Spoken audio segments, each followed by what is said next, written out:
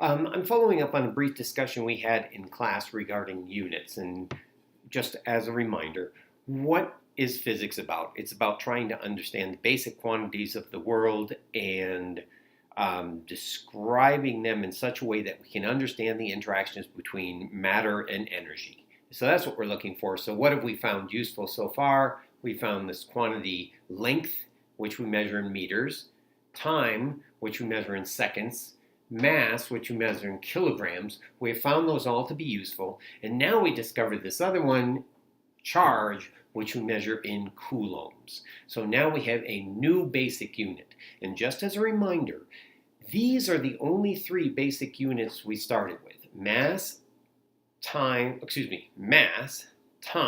and length are the only three units. So meters, seconds, and kilograms. But we found it really convenient to define a whole bunch of other things related to this. So for example, we found it very convenient to define this thing which we called kilogram meters per second squared. We define that as a Newton because that's a unit of force. We also found it useful to do kilograms, meters squared per second squared, which is energy, which is in joules. We also found it useful to do, let's do kilogram meters squared per second cubed. Not really obvious that that one's going to be of any use, is it? But what is this? This is joules per second, which is power, which is watts. Okay, so the point is, and there are lots of other things. So for example, we've defined angular momentum, we define torque, we define linear momentum, acceleration. We define all these things, not necessarily making unit names for all of them, but we defined all these things just because they were convenient for us. There were no new basic discoveries associated with those. We just said it's very interesting when we put these together, we can make our lives easier. So now we are going to do the same thing with, and we have already been doing the same thing with electricity. So what's the only new thing? The only new thing is charge, C. But now we've defined some other things. So for example, we defined Q times E equals F. So this is how we define the electric field. And you will recall that the new discovery was that Q1, Q2 over R squared is equal to, or is proportional to, the force between two charges. So that's the new discovery. Everything else comes from that. So QE equals F, so what are these units for E? Well, if Q is in coulombs and force is in newtons, then Q times whatever units E is in will be equal to newtons, so E is in units of newtons per coulomb. Well, we also define the electric potential. Let's see, we define it this way. QV equals, is energy, the energy associated with the charge, so this is in joules. So what's a volt then? A volt is in, I'm going to do this is coulombs times whatever units volts are in are going to equal joules, so therefore joules per coulomb are the units of volts. Okay, we also have, we also define E, the electric field, as delta V over delta X, which is just, this is now in our new unit, this is volts, right? And this is volts per meter, volts divided by distance. So volts per meter equals newtons per coulomb. So we can get new arrangements of these variables like that. Okay, we also found it convenient to come up with some new ones.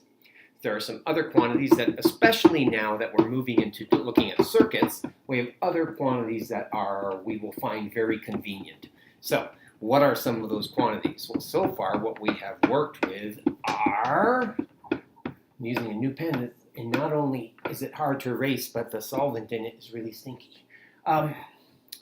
Okay, so current, which we usually label I, we define it as dq dt, and this is just coulombs per second, and we define this as amps. Let's see, let's go ahead and do Ohm's law. We know by Ohm's law, V equals IR. So we know the units for V.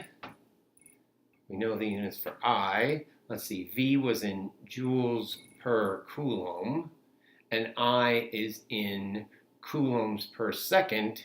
So I'm going to take that and divide both sides by coulombs per second. So what I have is seconds per coulomb. So the units for R, the resistance, excuse me, let me do this. The units for resistance are defined as the ohm. And then another way of doing this is we can say this is volts per coulomb. Right? Oh no, volts per amp, excuse me. Volts per amp is also another way of defining R. So these are the same thing.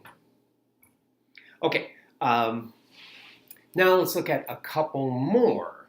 So I'm just going to see if we can remember this. Oh, and just as a reminder, in class we worked this out a little bit. We worked out the units for ohms, and then I kind of was saying, well, where do we go from here? And I was already done. I mean, I was confusing myself by wanting to move further than was necessary.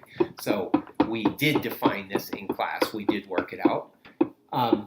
Here's a couple things we didn't look at specifically in class. How about capacitance? What are the units of capacitance? Well, how's capacitance defined?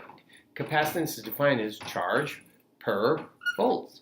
So what is this? This is coulombs per volt. I'll say it like that. A volt is coulomb. It is a joule per coulomb. So we have coulomb squared per joule, and this is equal to this new unit, which we call the farad. All right. What else? Oh, let's look at I squared R.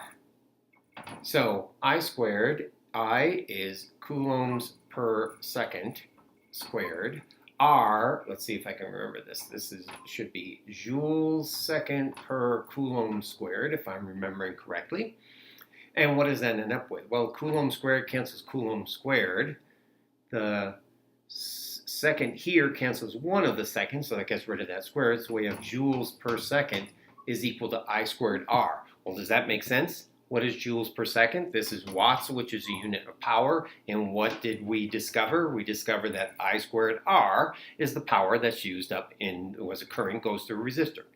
All right, one final thing. We're going to do, let's take a capacitance times a resistance. Or in terms of units, the capacitance are farads times ohms. So let's see what we have. We have farads right here is coulomb squared per joule. And resistance is joule seconds per coulomb squared. Well, look what happens here. Coulomb squared cancels coulomb squared. Joules cancels joules. All we have left is S, seconds, which is a very interesting unit for us to come up with for a value of capacitance times the value of a resistance. We will discover in Chapter 26 why that's important and the implications of that.